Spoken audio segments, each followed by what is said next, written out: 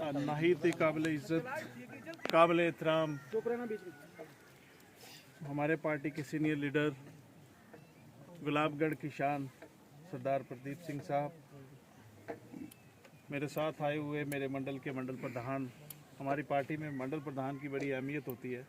मंडल प्रधान सुखदेव सिंह जी, यहाँ पे हमारी महिला के डिस्ट्रिक्ट की वाइस प्रेसिडेंट उमा जी, यहाँ जिस पंचायत में आज हम आए हैं इस पंचायत के साबका सरपंच चौधरी बशीर साहब, यहाँ पे हमारे सीनियर कार्यकर्ता चुमेल जी, यहाँ पे अजीज़ भट्ट साहब, हमारे मंडल चसाना के जनरल सेक्रेटरी और एक जशीले मौलाना कारी फैज़ साहब, चिनार सिंह जी जो हमें यहाँ ही अभी रिसेंटली हमने इनको युवा का प्रेसिडेंट भी नॉमिनेट किया है चसाना मंडल से, उनको मुबारक भी हो।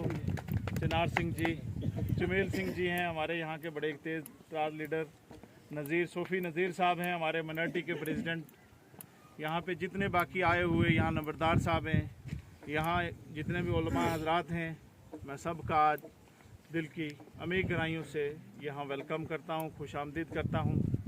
आप सबको मुबारक देता हूँ कि मुझे बड़ी खुशी हुई यहाँ एक गुलदस्ता देखा। आज यहाँ एक गुलदस्ता देखा, कैसे बराबर उतने ही हिंदू हैं उतने ही मुसलमान हैं, हमारे बीच में सरदार भी हैं।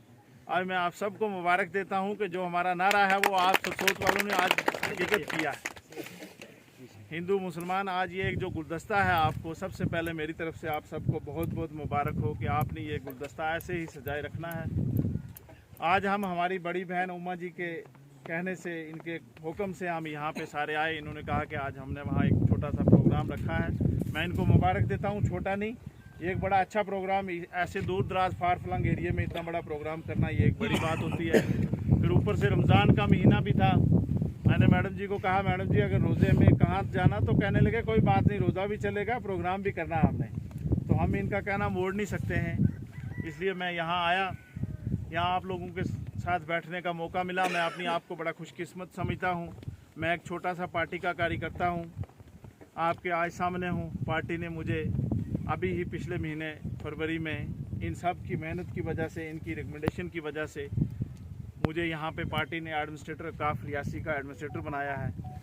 तो उस मसले में भी मुझे आपके पास आना था। आप लोगों के बीच में मुझे पार्टी ने अगर जिम्मेदारी दी है तो मुझे आपके साथ बैठना है, आपके साथ बातचीत करनी है।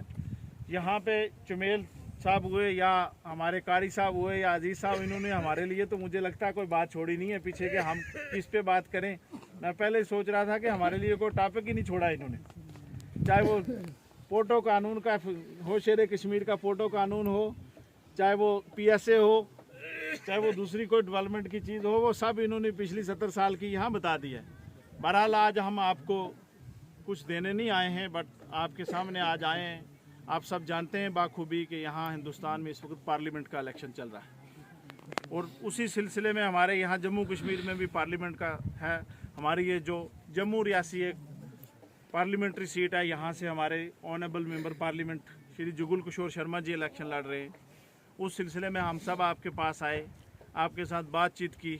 हर बंदे ने अपनी अपनी बात रखी कि हम सब आपको यही गुजारिश करने आए हैं कि जो ये आपका गुलदस्ता है ये इकट्ठा रहना चाहिए। ऐसे आप सब ने मिल के, हिंदू मुसलमान ने सब ने मिल के एकजुट होके बीजेपी को वोट डालना है, कमल के फूल पे मोहर लगानी है। देखिए यहाँ पे आपके पास बहुत सारे लोग आएंगे, कोई 370 का लेके आएगा, कोई हिंदू मुसलमान का लेके आएगा, कोई बाबरी मस्जिद का भी लेके आएगा। जैसे मेरी बहन उमा जी ने कहा आपको कि वहाँ एक फसाद की जड़ बनी हुई थी। यहाँ उलमाए किराम बैठे हैं, आप बाखूबी जानते हैं, जिस जगह डिस्प्यूट हो, फसाद हो, उस मस्जिद में नमाज भी मुझे लगता नहीं होती है। वहाँ कितने टाइम से फसाद चल रहा था। आज मोदी साहब ने अगर राम मंदिर बनाया, उनका मैनिफेस्टो में था, लेकिन उन्होंने वहाँ पे इतनी बड़ी मस्जिद बनानी, साथ में बनाने के लिए 25 एकड़ ज़मीन दे दी, और उसके साथ एक इतना बड़ा कैंसर का अस्पताल बना रहे हैं जिसमें हिंदू भी इलाज कराएगा, मुसलमान भी कराएगा, सब इलाज कराएंगे। और उस मस्जिद का जो इनॉग्रेशन है, जो रिबन काटना है, वो इमाम काबा को बुला रही है। हमारे लिए इससे बड़ी फख्र की बात और क्या हो सकती है। और दुनिया की सबसे बड़ी खूबसूरत, और एशिया की सबसे, दुनिया में एशिया की सबसे बड़ी खूबसूरत जो जामा मस्जिद है वो बनने जा रही है। क्या हम आप हमें बरगलाना है, लोगों ने कहना है जी देखो बाबरी मस्जिद हमारी गिरा दी, लेकिन उन लोगों को आपने जवाब देना है आगे से कि बाबरी मस्जिद को गिराया था। जब बाबरी मस्जिद को गिराया गया था, आपको मैं ये भी क्लियर कर दूं, 96 में गिराया गया था, तब कांग्रेस की गवर्नमेंट थी जी, तब कांग्रेस के लोगों ने गिराया था जी। ये एक यादव था, हाँ, मुलायम सिंह यादव था वहाँ का चीफ मिनिस्टर यूपी का, और सेंटर में कांग्रेस की गवर्नमेंट होती थी। लेकिन ये एक शगुफे छोड़े जाते हैं, जब सियासत के इलेक्शन लेने आते हैं 5 साल के बाद वोट मांगते हैं, 5 साल तक तो वो आराम करते हैं, कोठियों में लग्जरी गाड़ियों में घूमते हैं, जम्मू में बैठे होते हैं। अब वो आएंगे, बाबरी मस्जिद का आएगा 370 था जी, 370 क्या था? अजीज भट्ट साहब ने कहा वो एक दीवार थी, बिल्कुल हकीकत कहा इन्होंने। वो एक ऐसी दीवार थी जिसके पीछे बैठ के ये एंजॉय करते थे, ये पावर का एंजॉय करते थे, आराम से खाते थे, कोई हिसाब नहीं लेता था। अपनी कोठी बंगले उधर लंदन में भी बनाते थे, दुबई में बनाते थे, वहाँ अपने फ्लैट, और वहाँ से यहाँ आते थे 370 के उस दीवार के पीछे बैठ के यहाँ भी एंजॉय करते थे, यहाँ पत्थरबाजियाँ कराते थे। कश्मीर में आज आप देखो, मैं भी जाता था, आप भी जाते थे, सारे देखते थे, कितना खौफ होता था कि भाई पत्थर कहाँ से आ जाएगा, कहाँ से कोई पत्थर गाड़ी को बच जाएगा। लेकिन आज आप जाओगे, आपको आज ये डर नहीं है। आप रात को लाल चौक में 12 बजे, 1 बजे, 2 बजे भी खुले घूम सकते हो। ये कैसे हो? ये नरेंद्र मोदी जी की सरकार ने किया। आज आपने देखा होगा, पिछले ही इसी साल पीछे G20 हुआ, G20 सम्मेलन हुआ। G20 का मतलब कि पूरे हमारे 20 जो बड़े कंट्री हैं उनके बड़े लोग यहाँ कश्मीर में G20 हुआ। ये कभी आज से पहले 70 साल हो पाया नहीं। ये तभी हुआ था मोदी साहब से, यहाँ अमन आया, यहाँ कश्मीर के अंदर पत्थरबाजी खत्म हुई। यहाँ पे जो काल दी जाती थी कि भाई आज फलाना हिंदुस्तान से लीडर आ रहा है, नहीं आज इतने दिन के लिए कश्मीर को बंद रखना है, वो चीज़ जब खत्म हुई, आज G20 आ रहा है। आज यहाँ बड़े बड़े प्रोजेक्ट देखो, यहाँ आप रोड की जैसे बात कर रहे हैं, यहाँ देखो ये बुद्धल से गूल कितनी बड़ी रोड है, ये हमारे लिए हम सब ने इस्तेमाल करनी है सरपंच साहब। बुद्धल से गूल रोड बनेगी, हम सब के लिए फैसिलिटी है कि किसी एक के लिए फैसिलिटी है? हम सब नहीं। ये ऐसे ऐसे बड़े प्रोजेक्ट देखो, यहाँ पे कुछ बड़ी सारी डिमांड आई, कॉलेज की डिमांड आई, यहाँ सब आप लोग सब ने मिल के आगे वोट देना है। हम कॉलेज के लिए लड़ाई लड़ेंगे, हमारे पास बहुत सीनियर लोग बैठे हुए, हमारे चसाना में कॉलेज के लिए। आपकी रोडें, आपने यहाँ ब्रिज की एक बात की, आपकी ये यहाँ से जो ये कोसरनाग की रोड है, एक बुद्धल टू शिपियान सर प्रोजेक्ट जा रहा है, उसके लिए भी हम MP साहब से करेंगे कि उसको भी वाया कोसरनाग किया जाए। जो बुद्धल टू शिपियान प्रोजेक्ट जा रहा है उसके लिए भी हम कोशिश करेंगे और पूरा जोर लगाएंगे, जहाँ तक होगा कि उसका जो सर्वे है उसको भी वाया कोसरनाग किया जाए। वाया कोसरनाग एक हिंदू की जगह नहीं है, कोसरनाग मुसलमान की भी है, हिंदू की भी है, वो एक टूरिस्ट स्पॉट है। अगर उस इतनी बड़ी रोड को वाया कोसरनाग करेंगे, वहाँ टूरिस्ट आएगा, वहाँ की यहाँ के हमारे लोगों का एक कारोबार बढ़ेगा, इकोनॉमिकली ये लोग ग्रो होंगे। इसलिए यहाँ के जो प्रोजेक्टों की, आपने ये पुल की बात अभी प्रदीप साहब नीचे कर रहे थे कि देखो ये ऐसे चलता रहा तो ये 4 साल नहीं बनेगा। कह रहे थे कि आप जाते ही मुझे इस एक्जियन साहब से बात करनी पड़ेगी, नहीं तो हम DC को मिलेंगे कि भाई वहाँ उस पुल को क्या प्रॉब्लम है, उस पर क्यों इतना स्लो काम चल रहा है। तो आपके बहुत सारे यहाँ इशू उठाए, इन सब पे हम गौर करेंगे। यहाँ मंडल प्रधान साहब ने बड़ा तफसील से बताया, सब ने बताया। आज हम आपके पास, हमारा आने का एक ही मकसद है कि जो ये आने वाले 26 अप्रैल को हमारा यहाँ पे इलेक्शन होने जा रहा है, इसमें आपने अपनी पंचायत की एक मेजॉरिटी बतानी है और आपने कोशिश करनी है आप ब्लॉक में, बल्कि कंस्टिट्यूंसी में नंबर 1 आए।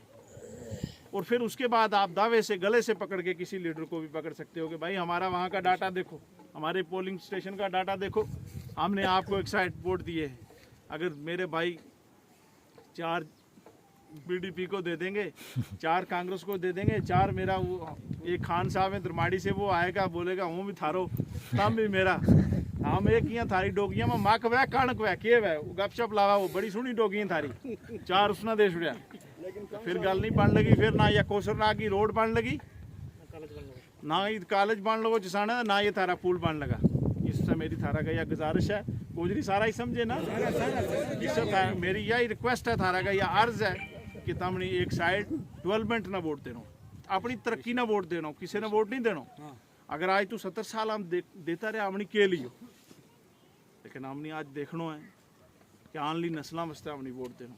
ये रोड आमना नहीं ज़रूरत है, ये हमारी आनली नस्ल ना ज़रूरत है, इसकी इस डेवलपमेंट की, इस तरक्की की आनली नस्ल ना ज़रूरत है। इस वास्ते आज हिंदुस्तान में मोदी के बराबर कोई लीडर नहीं दुनिया में, नहीं अगर है दुनिया में भी मोदी साहब मिला लगा कि कोई ये आनला 5 साल बाद दुनिया का भी एक वाहिद बड़ा लीडर होगा जिसना अमेरिका भी इस तरह करके मिले आज, चाहे वो रूस है, रूस को इतनी बड़ी कंट्री है वो भी जू किया मोदी ना मिला। इस वजह तमनी इसनो जो आज को अपना वोट है इसनो ज़ाया नहीं करना। मेरी खास तौर अपनी मुसलमान और गुजर बरादरी के अर्ज है सरपंच साहब कि हम अगर आज तक पिछड़े हैं इसे वजह पिछड़े हैं। पिछली बार ये मंडल प्रधान साहब ने क्यों कि हमने सोचा कि 2014 से इस बार हमारा ज़्यादा होगा वोट, लेकिन वहाँ गए 7000 वोट निकले। हम सब उधर थे, मैं भी उधर ही था। हम सब हमेशा इक़्तिदार से दूर रहे, हमेशा इक़्तिदार से दूर रहे। हमने हमेशा इक़्तिदार के खिलाफ वोट डाला। तो हमारी डेवलपमेंट क्यों होनी? डेवलपमेंट तो इक़्तिदार के साथ जाने से होती है ना। अगर हम इक़्तिदार के खिलाफ रहेंगे, खिलाफ वोट डालते रहेंगे तो हमारी डेवलपमेंट कोई क्यों करेगा? उसको क्या लेना देना है? लोग यहाँ गिले करते हैं जी डॉक्टर जितेंद्र सिंह ने ये नहीं किया। डॉक्टर जितेंद्र सिंह 7000 वोट लेके यहाँ क्यों करेगा काम? वो अलग गल है, डेमोक्रेसी में नहीं दिया सबका एमपी होता है। लेकिन चलो एक कैंडिडेट को आप, हमें जहाँ से ज़्यादा वोट मिलेंगे हमारे भी वहीं इंटरेस्ट होगा कि भाई वहाँ जाया जाए, वहाँ के काम किए जाएं। इसलिए हम सब मिल के आने वाले इलेक्शन में इस गुलाबगढ़ से इतनी बहुमत में, इतनी तादाद में वोट डालें कि गुलाबगढ़ एक यहाँ की एक ये मुसलमान कम्युनिटी है, जो ये यहाँ की एक एसटी की सीट है, यहाँ पे मुसलमान मेजॉरिटी है। यहाँ से एक मैसेज जाना चाहिए कि मुसलमान भाजपा को कितना चाहता है, मुसलमान भाजपा को कितना वोट डालता है। क्योंकि हमारी ये जो एक ही ये जहाँ पे मुसलमान कम्युनिटी मेजॉरिटी में है, ये गुलाबगढ़ कंस्टिट्यूंसी।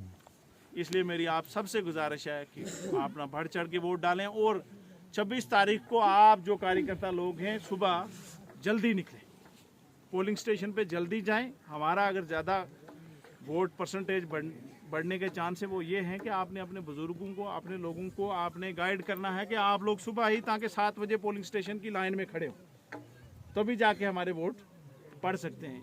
मेरी आप सबसे यही गुजारिश है। मैं आप सबका शुक्रिया अदा करता हूँ, आप सब आए यहाँ, आप रमज़ान में बैठे, रोज़ा भी है, बाकी भाई भी मेरे आए, बाहर से जो आए हैं हमारे साथ, मैं आप सबका शुक्रिया अदा करता हूँ। इंशाअल्लाह हम बाद में भी मिलेंगे, आपके पास आते रहेंगे वक्तन फ़क्तन। इलेक्शन के बाद फिर बैठेंगे, तफसील से बात करेंगे। आप सबका शुक्रिया। खुदा हाफिज़, अस्सलाम वालेकुम।